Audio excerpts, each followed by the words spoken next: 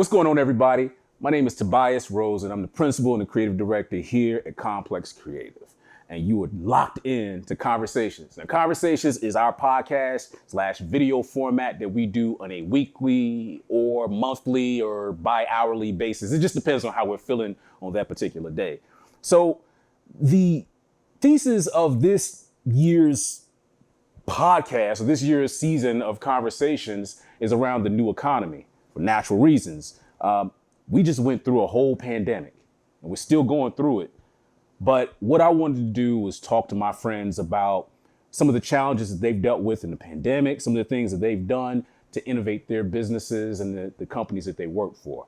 And a person that I always like to talk to about a lot of these things is my friend Toriano. Let me say his whole name because some people can't say his whole name. Toriano. Right? From Boricua Soul. Now, if we had an audience, I'd say give it up for you, but we don't have an audience, so my bad. We just gonna Sorry. I'll take it. So I have known Tori, it's been, how long have you been doing Boricua now? Man, we started in 2015. 2015. So we probably met 2014 maybe? Yep. About 2014. That, yeah. So we met right before things popped off. And I'll tell you all this now. Boricua Soul is probably one of the most popular restaurants in Durham right now. Did you know that? Yeah. I saw your email signature earlier. You had, number one this, number one that. We got the award for this, so you knew already. Serena puts that in there. We'll just let the email signature talk. Sure she did. Yeah. Sure she did. Man, tell us a little bit about the story because, I know you and I know where you came from, but I really want to get this on camera because you were on an oil rig and I know you've told other people about this. Yep. But talk about that a little bit, about that transition and about how the dream came about with Boricua Soul. And I think what's also cool, if you could kind of put this into the story, was just how that fusion of flavors came together. Sure. You know what I mean? Metaphorically and literally. Yeah, so we started the food truck in 2015. And that came basically from the idea of, at the time, before we started the truck, I was traveling.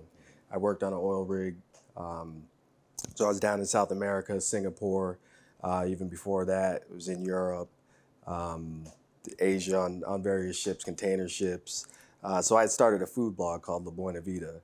And it was just, all these different places I go to, I take pictures, and I come home. And then I started writing, which my whole life I hated writing. But it on this blog that I started, it became a way for me to, kind of talk about what it was I was seeing and share recipes.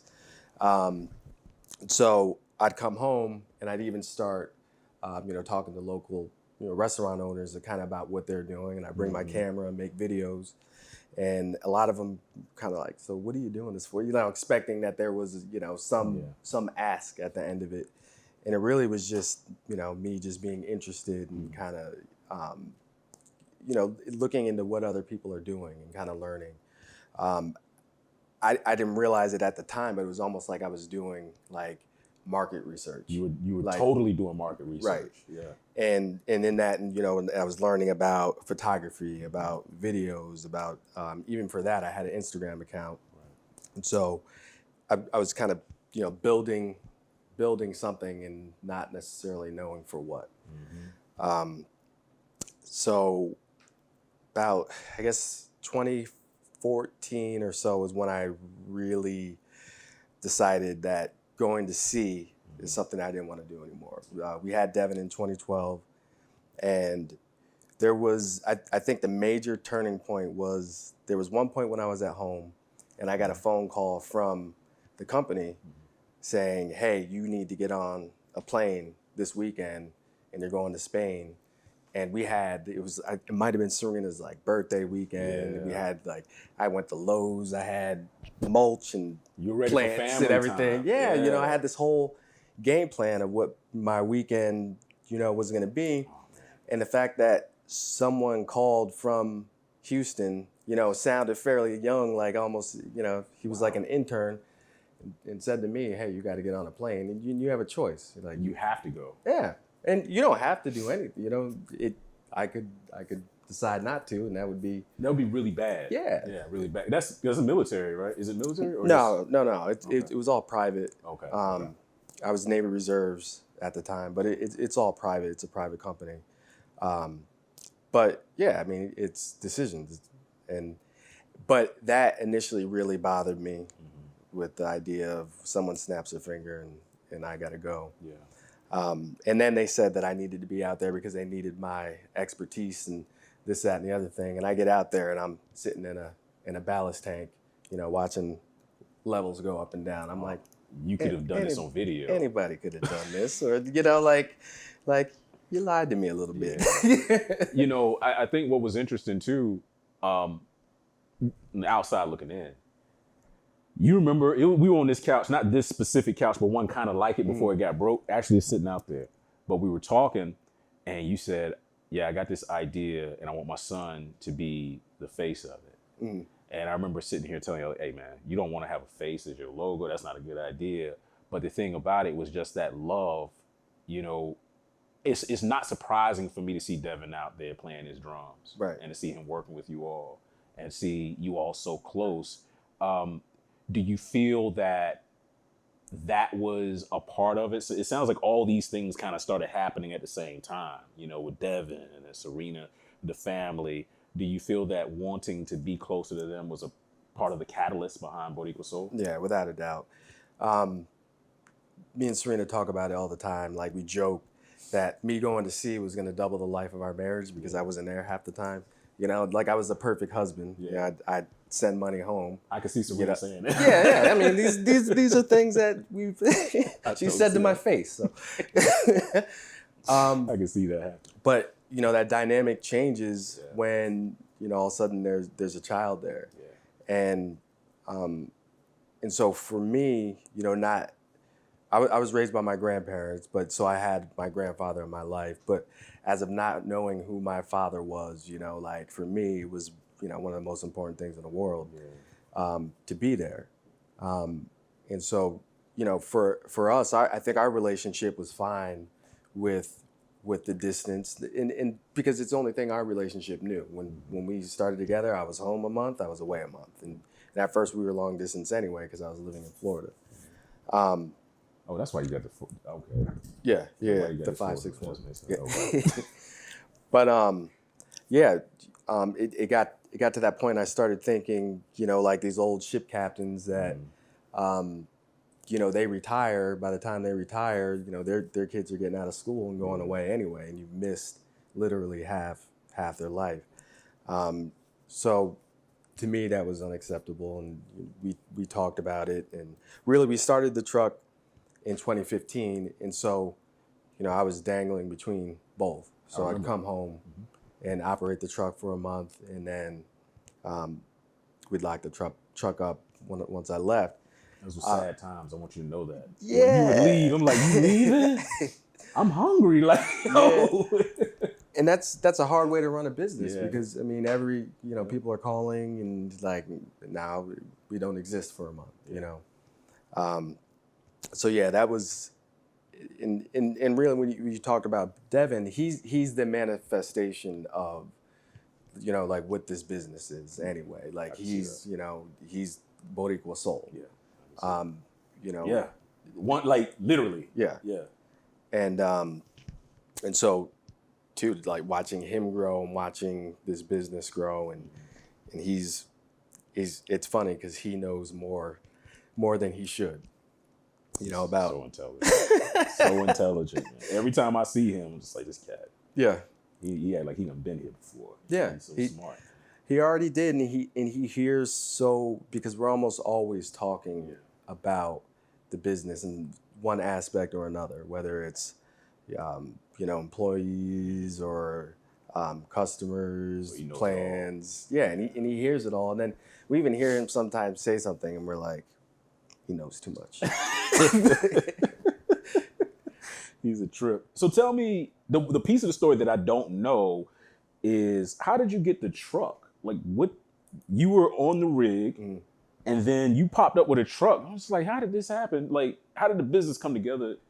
And I know it wasn't a fast process, Yeah. but what did that look like when it came together? And then ultimately you leaving I don't know if was it the oil business? So I was working on an oil rig. It was an oil rig. Yeah. So what was it like getting that truck and then that next milestone of actually, because I remember you telling me, yo, dude, I'm done. Yeah. I'm done with the rig. Yeah. So what did that look like when Boricua Soul became legit? Yeah. So I made the decision to buy the truck when I was telling you about I got that phone call. Mm-hmm. I'm out at sea. Mm-hmm. The whole time I'm just kind of like, all right, I'm going to pull the trigger on the truck. And at that point, I know I'm not going to just leave my job, but my brother-in-law had a truck that I think he was going to make a coffee truck with it. And he kind of held on for a while, and it just didn't really work out getting it off the ground. So I asked him, I said, are you going to do anything with that truck? Because I'm serious about buying it. Yeah. So he said, yeah. I was like, please, I have somebody. He said he had somebody that was looking at it. I was like, just wait till I get home. I promise. Like, I'm not jerking you around. I really, really want that truck because, like, that was it. I was gonna at least, get the ball rolling. Yeah. Like, I knew at that point it wasn't gonna be like all of a sudden I'm leaving my job. Mm-hmm. But the concept too was something that Serena and I had already been talking about, and so may have even drawn a logo before. You did. This point. I saw it. So, we already had the idea. I had the concept. We had talked about years before this, if we did a truck, what we do. And I'm kind of thinking something along like something with something smoked, maybe not necessarily barbecue. Yeah. But some type of smoked truck grilling or something. And she's like, yeah, if you want to be like, everybody else truck here in North Carolina. And also it wouldn't have really been authentic to us because it's not like I grill in the backyard, like everybody, but it's not everybody grills. Yes. But Boricua Soul, like you were talking about earlier, Boricua Soul is Devin. Boricua Soul is both of y'all. And it's how we were cooking at home. Yeah. So it was the years of her saying, hey, because she knows I like to cook. Yeah. So she'd always just plant these little beads in my head whenever she got hungry and she was dying for something. I know how Serena does. Yeah. She got me with the drinks one day. She was like, taste that. What do you think? I think it should, if we did this and the other. She was like, okay. Yep. So I love how she works in that, man. Yeah. And so it's, her talking about these things that her grandmother made. Yeah. And then being like, okay, so. And she lets you cook these things. Yeah. That's amazing. My Dominican lady will not let me make, saltfish. Yeah. She says, I have to have that. That has to be mine. Just like, okay, excuse me. All right, I'm gonna let that go. I let it go a long time ago. Like, no, in Serena, like cooking for her, it's different. Like me, I take this next level enjoyment out of cooking. So, I'm the type of person I can, I like to get the ingredients out. I've thought about it. A lot of people just eat to throw something together. Yeah. Yes. Yeah. And me, I'm making when I eat, I want to completely enjoy what it's like that. Yeah. I told Devin this the other day because a lot of things I'll have him like cook with me. And I'm like, Devin, I was like, one of the greatest joys, if you understand this, of cooking, is that if you know how to cook, like you always make things how you want them. Like, and you won't have to go. Sure, it's nice to go out and not have to bother with dishes and be served. Right. But the ability to make something the way you want it every time, and I said, and bonus, you'll get somebody like mommy, because that's how I got her. That's what I did. I had to cook, man. Right. Guys, that's what's interesting. You don't hear a lot about men cooking. Yeah. You don't hear a lot about that. And especially coming up in this whole BS with gender roles, that exasperated it. But, it's amazing sometimes to hear those stories of a woman falling in love with a man and cooking having a piece of the story. Yeah. That's amazing. So you all have Boricua Soul, you got the food truck, and then you get the opportunity to do a pop-up at American Tobacco, right? Yep. You did a pop-up there, and then that segued into... into the restaurant. So have to check the timeline. I believe even before we got into the pop-up. So there's this period. The deals were being made. Yeah. So there's this period of time that we are like, now we have the truck. We're trucking in my time off. And again, even in that half a year of working, you know, we're seeing some level of success. Right. And even still, it's kind of hard to measure what that is because we're not operating full time. Yeah. But it gets to this point that, you know, after a couple of years of, okay, when I'm away, I'm working. And then when I come home, working. And you know, even though it's something that I love doing and Serena's now, you know, like hopped on board but we're working, you know, it's like, it's a lot of hard work and, you know, and shifting and figuring. Devin's with us, you know, most of the time. So it's becoming like this major imbalance now. And also the business can only grow a certain amount of putting so much time to it. Right. I realize that when I'm on the boat, how much time I'm spending while I'm at my job, you know, drawing or, you know, figuring something out or thinking about menus. I spent little time actually, you know, in my job, you know, and I said to myself, imagine how if all this time was actually put towards this thing that we have sitting in a parking lot, you know, in Durham. So again, Serena and I talk, and this speaks to her level of like love and support that, you know, a lot of people, a lot of partners would have at that point said, wait a minute, so you're making six figures and you want to give that all up? You want to start a food truck with zero, because she kept saying, but we don't really have any food experience, you know, and it's crazy. And to start a food business, you have to have some level of, to start any business. Any business. But food business, like you look at people that, celebrities, people that have been in food all their lives, and it doesn't work out. Yeah. Like, and then you have to think, well, what makes me think I'm so damn smart? that I know better. Well, I'll tell you one thing that a past guest said. Myra Wooten said this on an old episode. She said, it's not about you. And that right there resonated with me because it's always about the market. Right. So with you all, it's about the food and people enjoying the food, you know? And I think that's what happens with a lot of restaurateurs, a lot of the famous people that you're talking about. Sometimes they think, I am Mario Batali. Sure. It's about me. And they're gonna come because the restaurant has Mario Batali on it. That's not the case. Right. They're gonna go if you've got good food. Right. And they can go and tell other people about it, and you're gonna get more people. Yeah. Otherwise, your business is gonna fail. Yeah. So it's interesting how that works, and it's the cool to hear you experience, figure it too. out. It's the experience. It's the experience.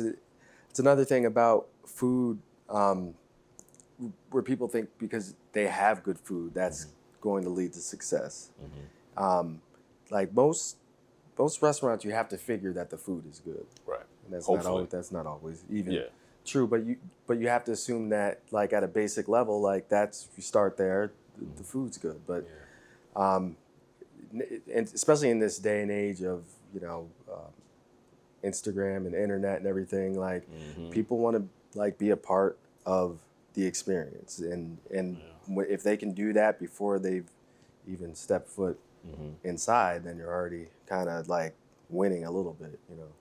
So tell me a bit about how the actual brick and mortar, how did that come together from the food truck? Yes. How'd you get there? Yes. So we keep getting off the fact of me actually leaving my job. So it gets to that point where we're like, okay, you know, we have the year before I even left my job is when we decided that I was going to leave. Okay. Because I think winter had already passed by, or we were in winter. We were like, well, we can't do it now because we need to leave during the high season, right. The high food truck season. So we're like, let's give this another year. After next winter, like when we're moving into spring, that's when I'll leave. And then that time came, and it was like every trip, like another 30 days off, 30 days off, and it came the time to sit down and put that email together, and the resignation email. Yeah, and I just knew that, like, that send button was that's final. It was it. And I sat there at the table for a while, and Serena was in the other room. Did you send it? And again, Like she's way excited about this. Yeah, well, it was just something.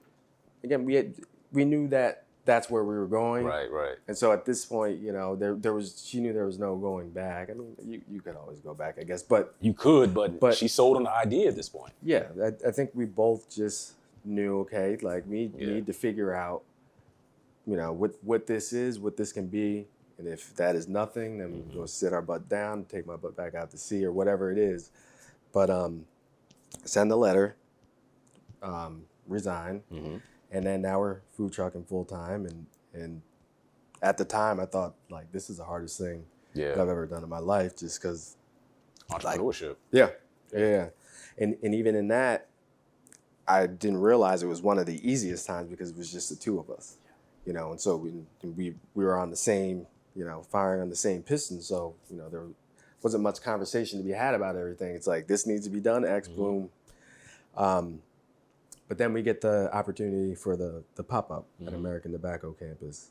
And that was something that Serena had put in for. Yeah. And it was funny because she did that right about this time where, you know, I lost one of my butt cheeks about balance. Yeah. You know, and we're doing too much. And I was like, you know, let me just no, not now. Wasn't time. Yeah, well, and then we get it. And then when we got it, I was so happy that I wasn't the one that, you know, because now we're like, because they're like, hey, can you guys do this like next month? And that was for us going to mean clearing out our food truck schedule, which was a dangerous move because we had things on the books for something that at the time was untested. You had to do it at that time, though. Yeah, but now looking at it now, I mean, we figured we did. We thought it was a great opportunity, just if anything, for just to be visible, have our own little place. We would have to run around for a month. Yep. And, you know, some people that we talked to, some food truckers are like, I wouldn't do that, you know. But we dropped all of our dates, gave up our shifts, and then we did that, and it worked out. I bet it did. Yeah. That was September, right? That was September. So that, I want to say, was it 2017, 2018? 17 or 18. 17. Let's say we went into the restaurant November 2019. So it was 18. Yeah. So you also had Art of Cool going on. Yes. You got all these events going on. And so people can now see, what is this place right here? This Boricua Soul, what is that about? Right. Do you think that helped at all in terms of your reputation around town? I think so. It got us in front of new people. Okay. And made us that people could find us in one place. Okay.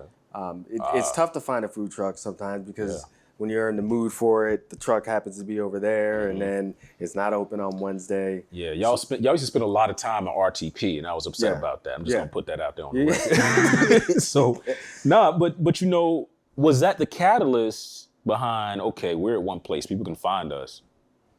How about we explore this brick and mortar? Was that it, or did you already know you wanted to do that? No, we figured we had years of grinding. Okay. On the food truck. Before, so at that point, we weren't even thinking about brick and mortar because as far as we're concerned, you know, we're just two schmoes on a food truck that are still trying to figure out what we're doing. I was thinking about brick and mortar, man. I'm gonna tell you when I was thinking about brick and mortar. I'm down at Motorco, it's late, and I don't know what event it was that was going on, but I remember walking up to your food truck. Yeah. And you know, Serena, she was like, "Yeah, you gotta taste this and taste this, taste it. All right, cool. Here, this isn't even on the menu yet. Taste that." And it was a pumpkin. I think it was pumpkin pie empanada. It's something. It is now. It is now. Yeah, it is. Sweet potato cheesecake empanada. But you had that, and you had, I think it was like a turkey thing because it was around. Oh, you know what I'm talking about. Ooh, the turkey pot pie. Ooh. Oh my gosh. Yeah. That right there, I said, these people need a restaurant. Yeah. This right here is cute. Y'all need a restaurant. Right. So, you know. Anyway, I'm sorry, I needed to interject that. Yeah. Now both of those things are special. Yeah. Just come see us in October. I'm there in October. I will be there. Yeah. So that opportunity, I think, kind of opened American Tobacco's eyes to the fact of like, okay, like maybe like these guys are onto something, because the pop-up was successful kind of right away. Yeah. And then also, I think they saw how dynamic we were, because there were challenges in the way we were operating. Our food truck was outside. We couldn't have the food inside because of the health department. So we had the truck outside. You made it work. And then we got smashed those first couple of days, and, you know, we just kind of figured out how to get it done. And I think they, you know, kind of saw that, and they're like, okay, like they may know what they're doing, you know? And so within the first couple of days of us being in the pop-up, they started showing us spaces. They said, hey, you know, like, you know, we're doing something over at the Ford dealership, you know, in a couple of years, you know, so this is for us also to see if any businesses would work over there. Right. But we might have something available now if you guys want to take a look at it. So we're like, okay. And listen, y'all were a thing. I don't know if you know that. Like, I heard some of the behind the scenes conversations. It's like, Boricua Soul is coming to the American Tobacco campus. Oh, this is a big deal. This is going to shake up the culture around here. This is something different. So I heard some of those conversations, and I thought it was amazing that y'all were at the center of that stuff. So I find it amazing now. Say what? So I find it amazing now. It's cool. Y'all are cool. Y'all are one of the coolest things over there. So they showed you the spaces. What made you decide on the space you all are at now? So we looked at the space that the what's it called, the bullpen used to be, and they also did the golf. Bull City Mini. So we looked at that space. That space, to me, I had trouble making the visual jump. Yeah. Because we walked in the kitchen, and so I'm used to the food truck kitchen, and that's a little space. Visualizing all the people that would be required, you know, to be moving around. You know, there's a walk-in over here, there was a fryer here, there was a station here. So for me, again, having no prior kitchen experience, that was like a mental leap for me that, you know, I wasn't ready for. And they just more showed us that space to just, you know, give us an idea of a couple different, that wasn't the main one that they had, you know, thought of for us, but just to look at it. And I knew that space for us making, I wanted a smaller leap. So then we looked at the old Maybell space that we're in right now. And that kitchen area, if you've ever, I'm sure you've looked in there. Yeah, what you talking about before you guys did it or now? Even now. Okay. Because it was the same forward kitchen area. That would be the, you know, like the line and everything. If you look in there, that's not much larger than a food truck.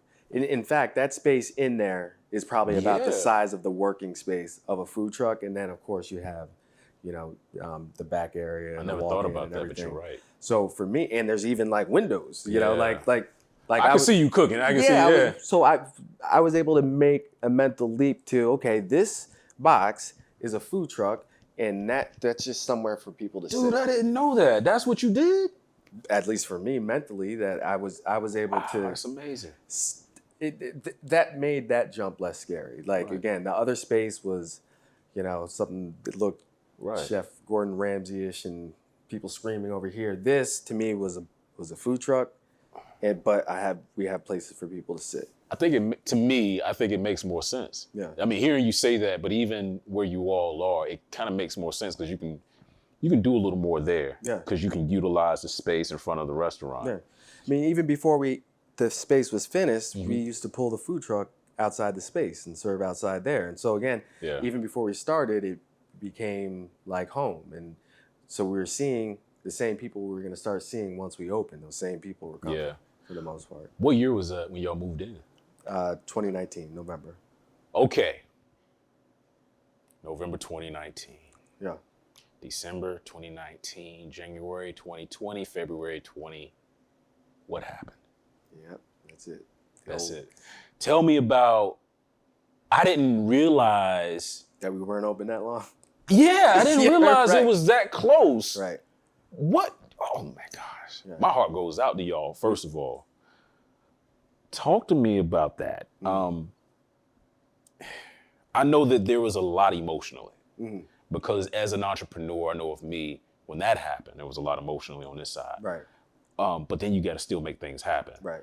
Can you talk about being in this brand new place? And like you said, you had your mind in a certain place. Right. You're ready for success. Right. You've been drawing this thing on a rig. Yep. You've had a food truck. Everything is set up right. You got the perfect place at American Tobacco. And then we get hit with a pandemic. Right. And stay-at-home orders. Yeah. And you have a restaurant. Right. So now your cash flow is non-existent. Right. Talk to me about that whole experience with you and Serena and Devin and how y'all made that work with Boricua Soul. Yeah. Because obviously y'all are still here. Yeah. But walk me through. I hate to tell you to walk me through the pandemic, but yeah, please, if you can, walk me through the beginning of it a little bit. Yeah, it's I think it was just weird for everybody because I mean, it's not even something that in our time we'd been through. No. You know, like maybe there were some H1N. There were things in the past that didn't. I mean, We had as far SARS. as, it's like okay, that looks terrible, but That looks terrible. to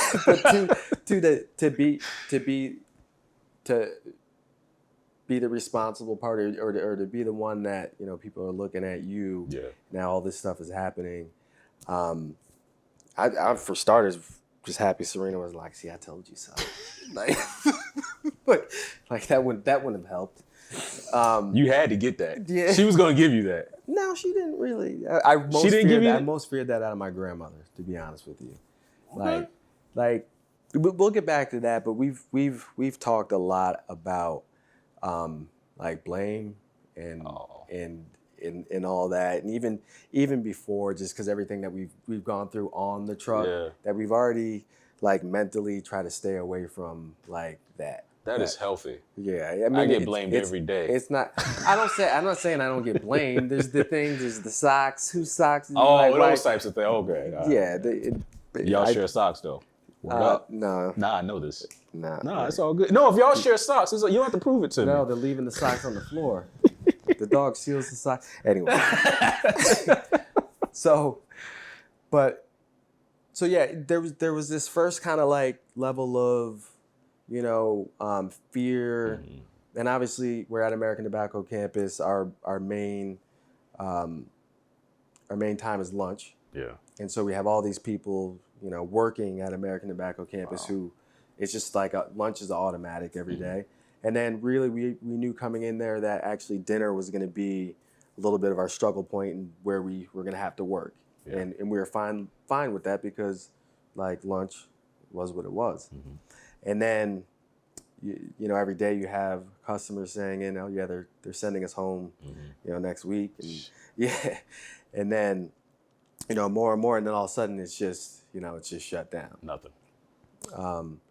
And then there was this period of, I know Serena really wanted, I was like, well, we need to keep doing something. And she's like, what would that be, sir? And, and she's like, look, just come home,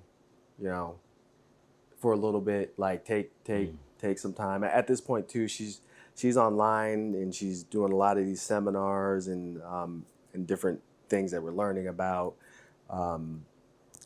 business loans and like different things that are going to be available. So like we come home for a week and like just kind of cool the jets. Yeah. And then I was like, well, I think it makes sense just to go back. I'll go in by myself because at this point we didn't have the demand for employees and everyone had gotten on unemployment. And so like that was good and they were taken care of. We weren't on unemployment because so. The plight of a business owner. Right. We don't get that. Right. So went back in and just started doing curbside. We already had online ordering. I'd started online ordering before all this happened. Yes, you did. Mainly so when people could order online, come pick it up, because a lot of time we were slammed during lunch and wanted to have the ability for people not to feel like they're waiting their whole lunch period for the food. Right. So not very many people used it, but it was there. so we already had that in place. And so we did that. We signed up with like DoorDash, Uber Eats. And then we started where I was cooking food when an order would come in, and I'd run it up to Blackwell Street. And it was just me. Oh, and goodness. and I think You were running back and forth like that through the building? yeah. Because at first there wasn't that many orders. Okay. So at first it was doable. Like to me, it was just like, well, we have this space. We have this whole space. It makes logical sense. And also we just got it too. Yeah. And I think for us, we are in a sense, since we were just so new, we were almost like too stupid to either care otherwise. No, it's not stupidity. It's not. It's the thing that you have to have when you do this stuff. Yeah. Failure doesn't exist. Yeah. You have to put that in your brain in order to find success sometimes. Yeah. For me anyway, and especially back then, I know a whole bunch of stuff was going through everyone's heads. Failure was not an option, and it doesn't exist. Yeah. I mean, there was that. Everything now at this point, savings and all of that good stuff was in that space. Yeah. And so it was just okay. Well, what do we do now? Well, I guess we just start here. I'll run it up to Blackwell Street, and also being kind of new and unbeaten in a way was probably good, because I'm sure for a lot of people that own the restaurant, they've been going through various things and been doing it for years. And when that came, they said, I'm not doing this. Like, I'm tired. You had the tenacity. They were already like beaten. I don't know, or the companies that exist, the companies that stick around are the ones that are scrappy. Yeah. They find a way no matter what. You were running through the building to take stuff up to Blackwell. You probably got locked out. Did you have to come all the way around, or you had a way to go? Okay. I made sure that I got the key card in my wallet. Oh, okay, because I got locked out a few times trying to do that during the pandemic, getting food with y'all, thinking I could go up through that building, and then you gotta go all the way around. Yeah, but so you found a way. Yeah, just started with that. Then there were various programs. There was I think it was called, it seems so long ago now, it was called Feed the Fight. And they raised money from different people in Durham. And so that was to feed the first line people. And so that way, we'd get, X number of orders a week. And so we'd make them, and then they'd come pick them up, or we'd run them. So there were things like that. I'm sure there's things that I'm missing. We even did something called Feed Friends Forward, where same deal, people could give money, and then we used it to feed firefighters and various people, or if people just came in and wanted to eat, which at this point, when people come in and want to eat and don't have money, we'll feed them. It's not an official thing, but we haven't said no to someone. I mean, and that's from food truck days. There was always a homeless person coming up to eat, and we've never, said no, you can't. That's good. But yeah, so there were various things, and it was just a slow build. Then it was, okay, Serena and Devin were now came in to help, because now I needed help bringing food. There was just enough where it was getting just too hard to make the food and run it up. And then we did so Serena's, another thing that I was happy was her idea, because we almost died. What happened? It was we did brunch boxes. That sounds good. The word brunch still scares me. Oh, by yourself. Yeah. Ooh. Yeah. I'm sitting over here salivating, thinking about Boricua Soul. We got to talk. Yeah. We got to make that. No, he won't be scared, but we got to figure it out. Yeah, we got to call it something else. It can't be brunch. So we'll figure it out. And Serena's like, so what if we, made these brunch boxes? People could order them online, and we make them up, and then we bring them to their car, because this is still at a point, too, people don't have any level of normalcy, and and so just having something special, and it was special. So the demand was larger than we thought it would be, and then also we didn't have any context on what was going to be a lot. Really, we were just keep selling them. Well, I tell you this, don't let it scare you. Look at it as market research. Yeah. You know, this is still market research. Now you know. And it was two of us and Devin watching us. So now you know you can do it. Yeah. Now you know that if you ever want to make things pop on Saturday and Sunday mornings, you can. Yeah, no, it's an easier thing. Again, like, so we were so behind in the game and putting this in.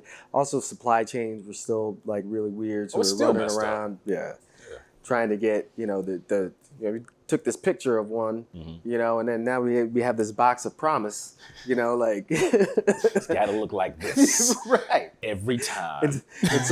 And here's Serena, who hates deviled eggs. In the back, I was like, Serena, you're gonna have to pipe these, and she's like piping deviled eggs, like. Was it that bad for her? She hates deviled eggs. I didn't know she hated them like that. Yeah. So, all right, you guys get through the hard stuff. It sounds like. I have fond memories. As crazy as it sounds, I actually do have fond memories of the pandemic, of being at home and getting food and not seeing people. I love y'all. I love seeing y'all. But I have fond memories. But it sounds to me like you actually did some things differently when you went through this online ordering, even this brunch, even though you're not doing it anymore.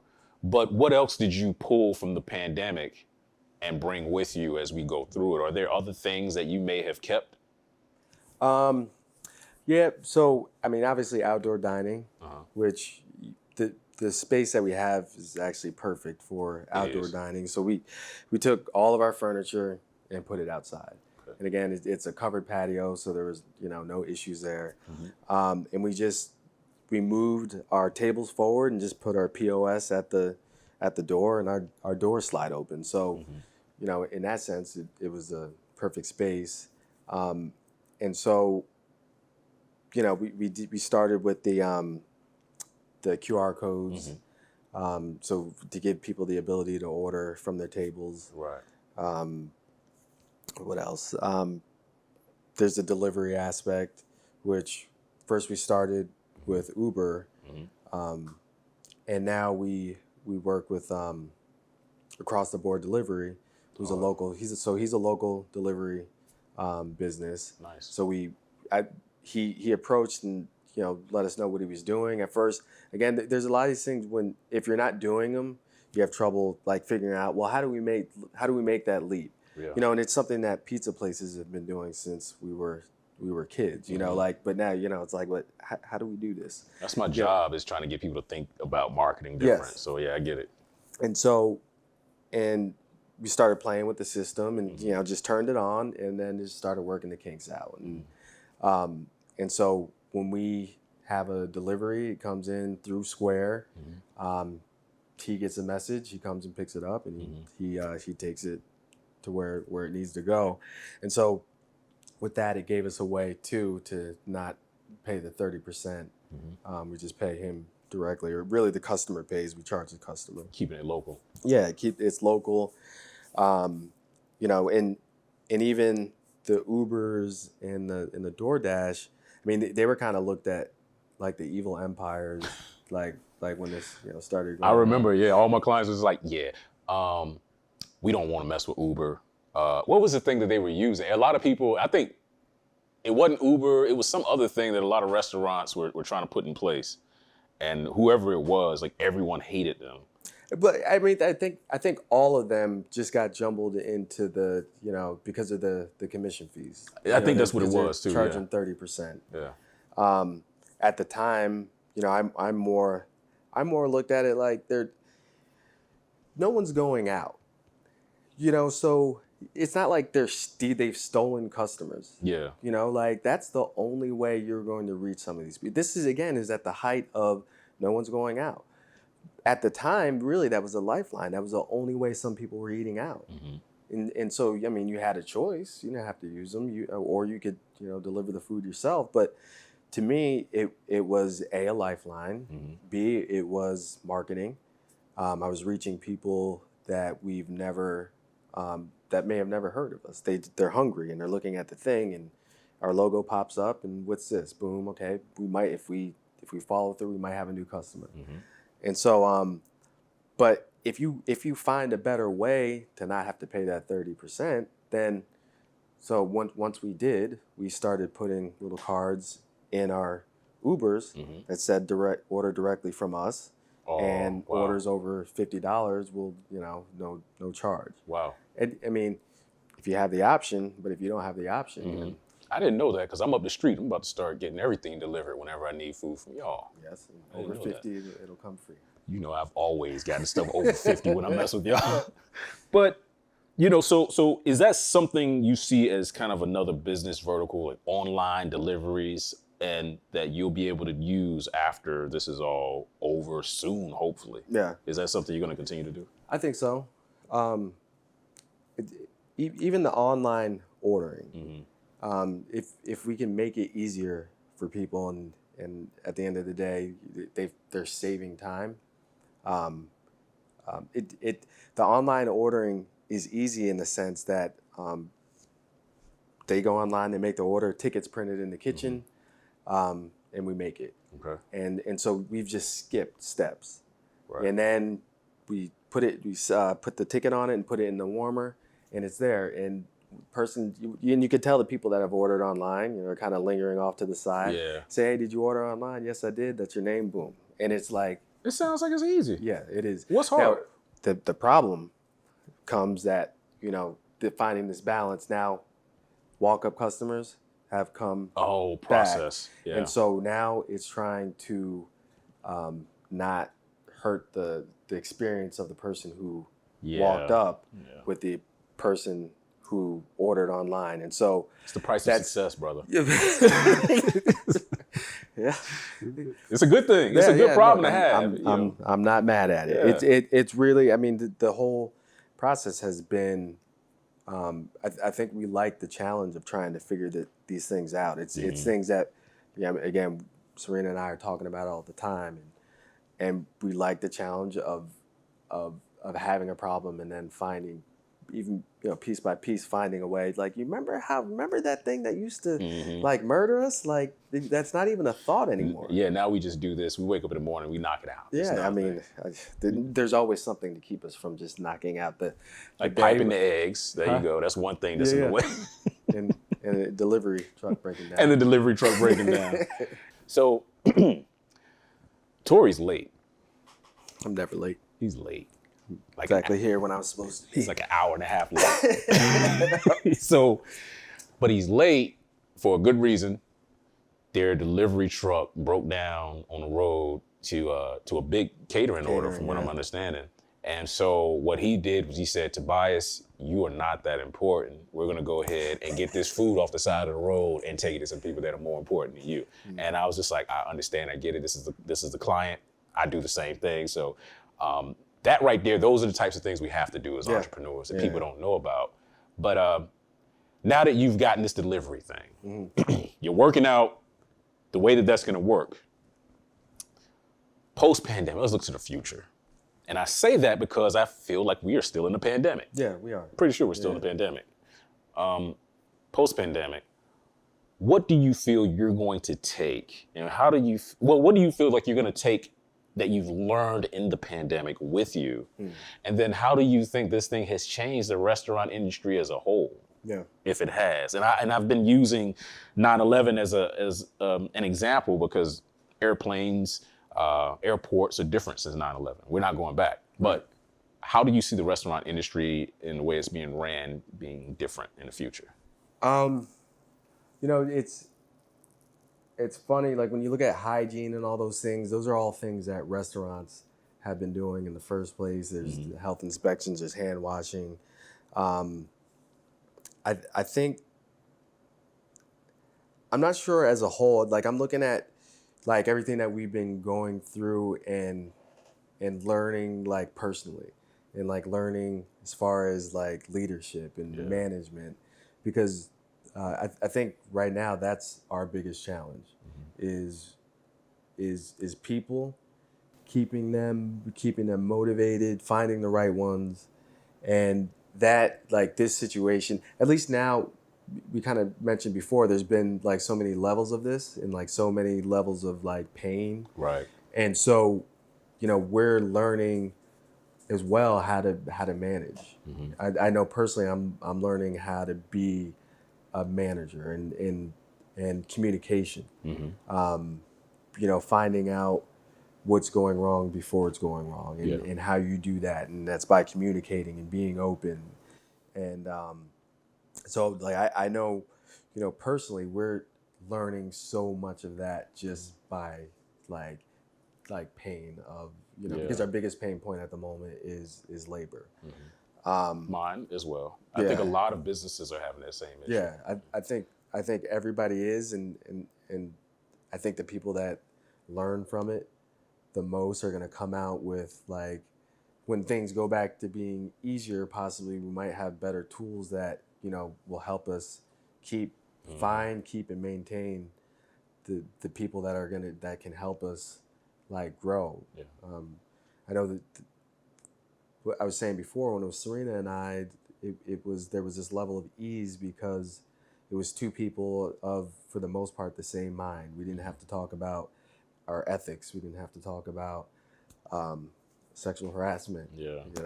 We didn't have to talk about values. And all these things that were just automatic because we're just on the same page. And when you add one person, like maybe, and then you start adding a bunch of people, and then on top of that, the people aren't in the room. Yeah. Like, now we're at the ballpark, like that's one unit. And then if we have the food truck out, these are, again, not a huge operation, but just one or two people, walking around with your logo on, and if they don't have an understanding of your values and they're not projecting that, then like either are you, and as far as anybody else who doesn't even know you is concerned. Wow. Well, Tori, I really appreciate you coming out here. Chris told me we're going long, so I should probably wrap it up. But I like to give our guests an opportunity to talk about anything you have going on that's new, or things that you have going on that are present. So is there anything that you want to tell the people who are watching on YouTube, listening on Spotify's and everywhere else in the world? Anything you want to tell them about what you got going on? We do jazz on Sundays. We do that with Bull City in the Basement, and we think it's a great way just to with everything that's going on. The people who have been hit the most are artists. Yeah, they haven't been able to get out and perform and do what it is and gives them joy.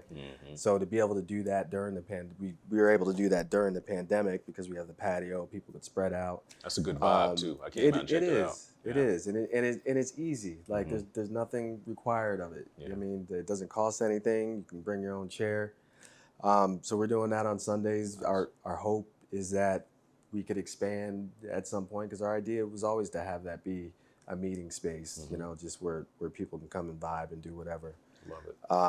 So I mean, we're open Wednesday through Sunday. No Mondays and Tuesdays. No Mondays. Check the website, please.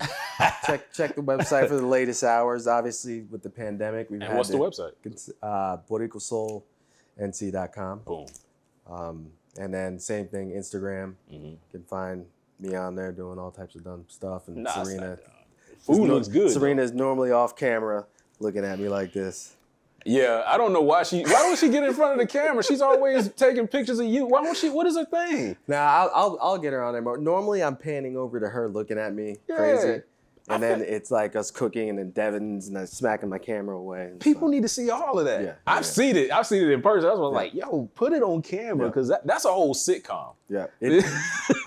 So let me know when they make this. I want like a drone. Yeah. That goes on your camera, or even it's a camera itself. Yeah. And it can follow you around and just film you, because I would otherwise. A lot of times too, when the worst of things are happening,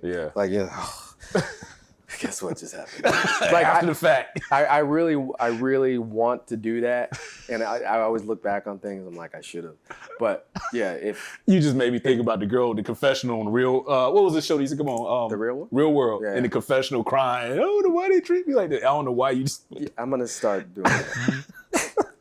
Boricua Soul NC on Instagram. You'll That'll see be funny. That'll be funny. All right. Well, thank you so much. Y'all, please follow them, BoricuaSoulNC.com. Scroll all the way down to the bottom so you can see who did the website. And then, I'm just putting It's a beautiful website. Thank you. We need to do some upgrades at some point. Whenever you're ready, we can do some other things to it. But thank you so much. Everyone, please subscribe, like this, leave a comment, all of that. And I need you to do that because that is what the algorithm says that we need to ask you. Because if you do those things, then the algorithm will put us out in the universe. So please like, subscribe, share, comment, do all the things, and do the same thing with the Boricua Soul. Find them on Instagram. If you are in Durham, go and eat there. The guy behind this camera right now, he didn't do it. I'm not going to say any names. He went to another place, but it's okay. He missed some of the greatest empanadas in the world. And I'm going to tell you, you will not be disappointed with the food. Some of the best food in Durham. In fact, I might go out there and get something tonight. But Boricua Soul, incredible place. I wanted to give you your flowers here and let you know, I love what you guys are doing. Not only for the restaurant scene here, but also just being a family in Durham and being visible. That's an example that a lot of people, especially a lot of young people need, because it's something that you don't get the chance to see a lot of positive visuals of on TV. Gotcha. So, keep doing what you're doing, please. You're inspiration. But anyway, y'all, thank you for listening. Thank you for watching. And I'll see y'all in the next whenever. Peace.